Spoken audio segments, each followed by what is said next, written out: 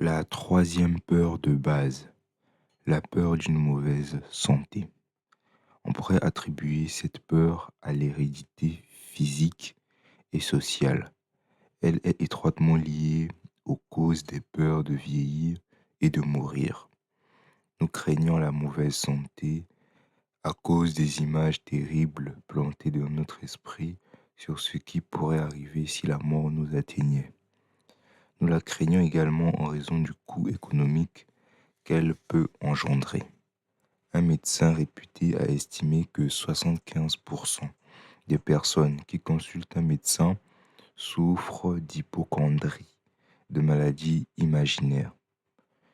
Il a été démontré que la peur de la maladie, même lorsqu'il n'y a pas de la moindre raison de la craindre, produit souvent des symptômes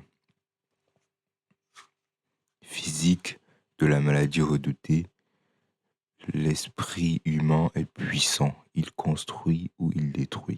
Par une série d'expériences, mon équipe a prouvé à quel point les gens sont sensibles au pouvoir de suggestion. Nous avons demandé à 3 personnes de rendre visite séparément à la victime. On leur a demandé de lui poser cette question. Qu'est-ce qui va vous arriver? Qu'est-ce qui vous arrive? Vous avez l'air terriblement malade. Le premier demandeur a provoqué un sourire et un nonchalant. Oh rien, je vais bien. Le second a reçu cette réponse. Je ne sais pas exactement, mais je me sens mal. Au troisième demandeur, la victime a admis qu'elle se sentait effectivement malade. Il ne faut pas pousser trop loin l'expérimentation de Hill. Elle n'est pas très différente du principe qui sous-tend certaines sectes religieuses dont les membres se vengent de leurs ennemis en jetant ou lançant un sort à leur victime. Ce sort fonctionne seulement si la victime croit que ces sorts peuvent être jetés et si elle croit à la possibilité qu'elle puisse en devenir victime.